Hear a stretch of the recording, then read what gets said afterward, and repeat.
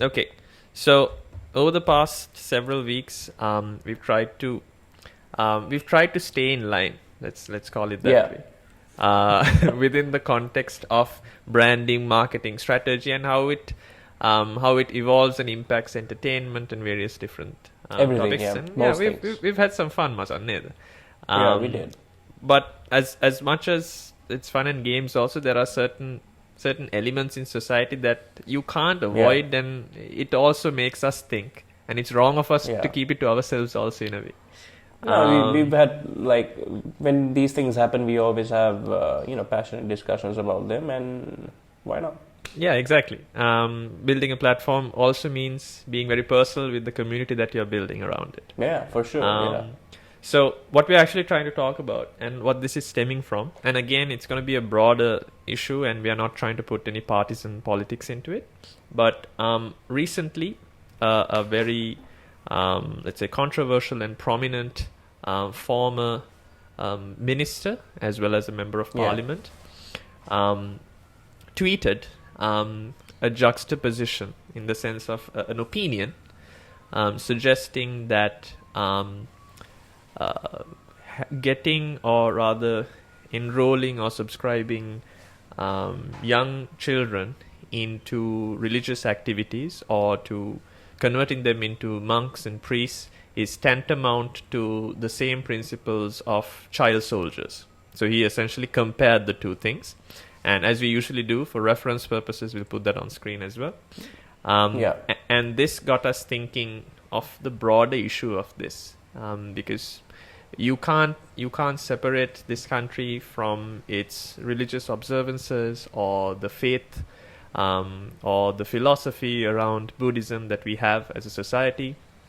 yeah, It's been entrenched from in the perspective of politics from like the late 50s, Sagaveda Guru Govikamkaru, from like the yeah, original mantras of SWRD Bandaranaike to yeah, even the principles of our very society. Vevai Pansalai Dagabai, right? yeah. Exactly. Gamai Pansalai Vevai Dagabai. It's heavily rooted in our culture, for Yes, sure. it's part and parcel of who we are. So Oh, it it comes to a point where society evolves and we think about it in different ways, and this really got us thinking. Um, yeah. I think I mean I as usual sometimes my perspective is skewed as well, and it is perhaps Everyone's perspective is skewed. no, it is Macham, but it's Yeah. sometimes indifferent. My perspective is, let's put it let's put it that way. I mean, But yeah, I think that, but yeah, you're indifferent, but I have a, yeah, yeah, so yeah, let's start with you, Masa. I think you had yeah. a very good perspective on this. No, look, it's pretty simple. For the first time, you know what? I never thought I would agree to anything that that particular politician would say, but I think the way that he said it was wrong, and it was very extreme, and I feel like if he used natural language to say what he wanted to say, a lot more people would have listened with Mm. an open ear. But unfortunately, because he went full retard, I don't. I think the big picture of it got lost in the controversy, which is a sad part. But in terms of what he said, I think what the notion that he wanted to say was this is wrong, and in that regards, I agree.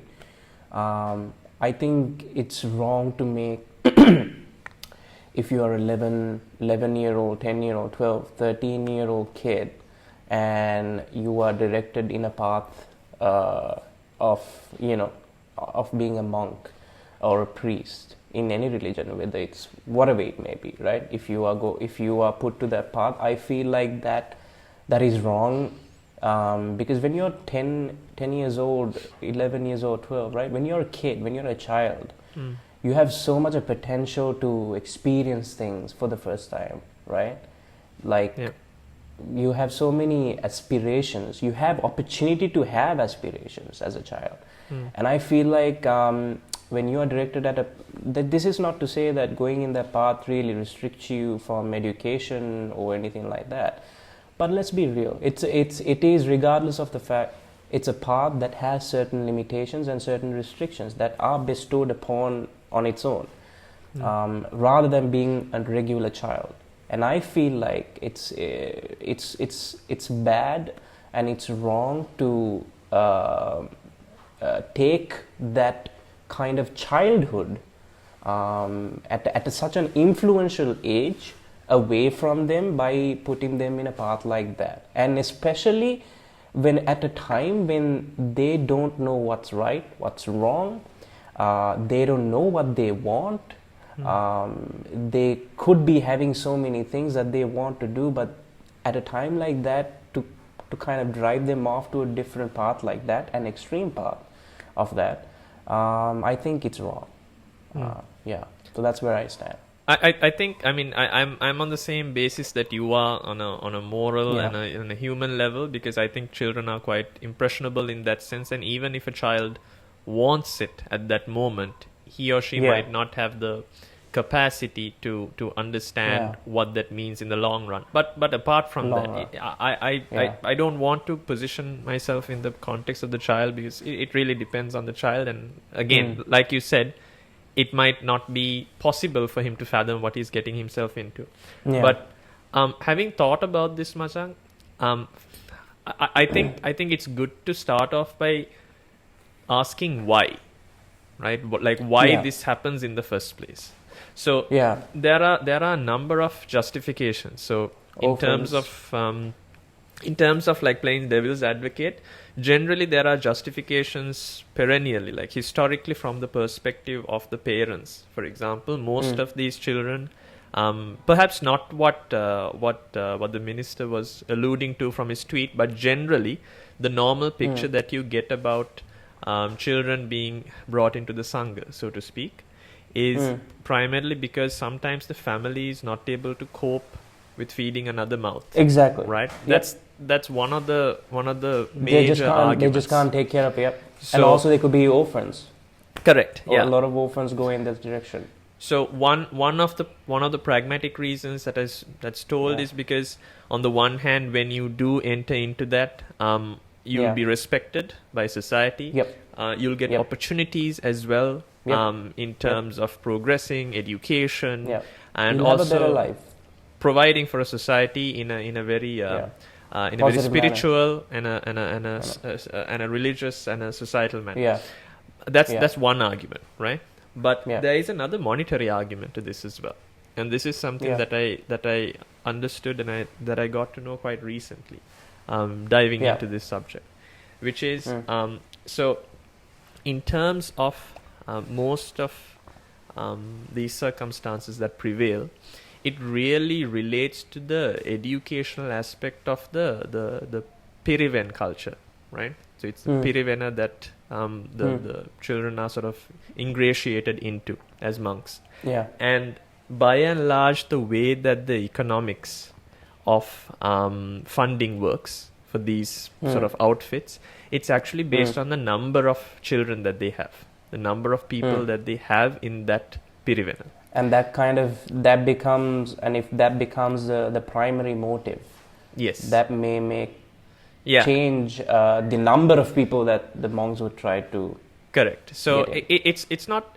I'm not putting it in the context. It's not a of something science. Bad. It's not that. It's just I'm suggesting that there is a correlation between that and the result of this happening. So there are two sides to it. Again, it's not about being bad, but what I have a gripe with primarily is that again, what the minister said, how he said it perhaps is wrong, but because I think the comparison is too harsh at that. It's too harsh. It was too harsh.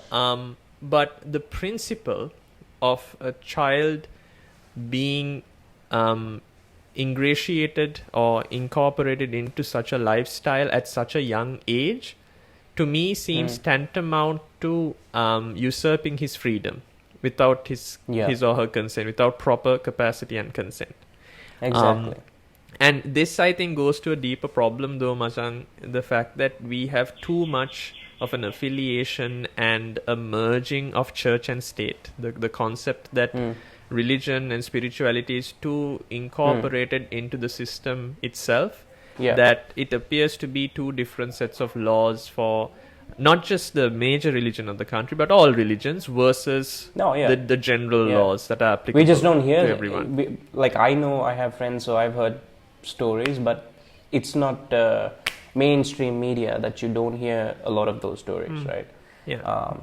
And even this is not something that suddenly happened, like few days ago or whatever, right? It's been something I happening. think there is a very deep rooted hypocrisy in people, Yeah. in the sense that where they are willing to incorporate whataboutism. So they tend to just Yeah. say this is wrong, that is wrong, and then the moment it is about something related personally to their societal aspirations or their religion, you know what, blind eye. I Yeah. have no idea what's happening. It's different. It is not. It Yeah. doesn't matter It if is it is not. the main No. religion or if it's any other religion. It's if it Yeah. is being done and if it is wrong, it's wrong. There's no gray area between right and wrong here.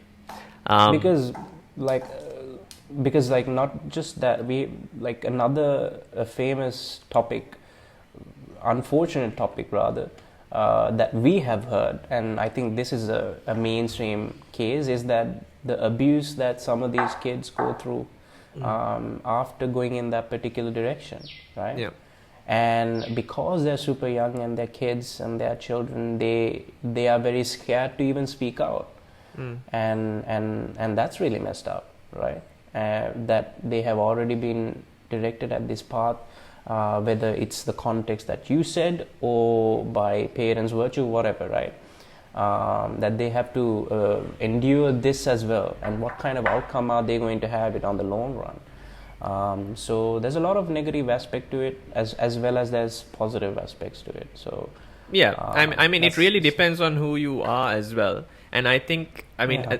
a takeaway from this, I feel, is it's Yeah. not going to stop regardless, because you are going to have a No. populace, a majority populace that anyway Yeah. accepts this as a principle. And for Yeah. the most part, there might be situations where it's a win-win at the end, right? That might be the Yeah. case. But I think what's lacking, and I think what we need to have by and large, is a Yeah. method of accountability. Which I feel is not there when it comes to any religion in general, not just here but world over. And Yeah. it seems to be running on a parallel level of authority and autonomy that Yeah. most other areas of society don't run on. I think Yeah. if we have a method of accountability, and if we have a method where religion is not politicized to such a level that even the powers that be tend to like draw a blind eye to whatever is happening, I think that is the day where we can still have the traditional societal norms of how religions operate on its own, whilst Yeah. whilst not essentially creating these abuses of power that we see over and over again. Yeah.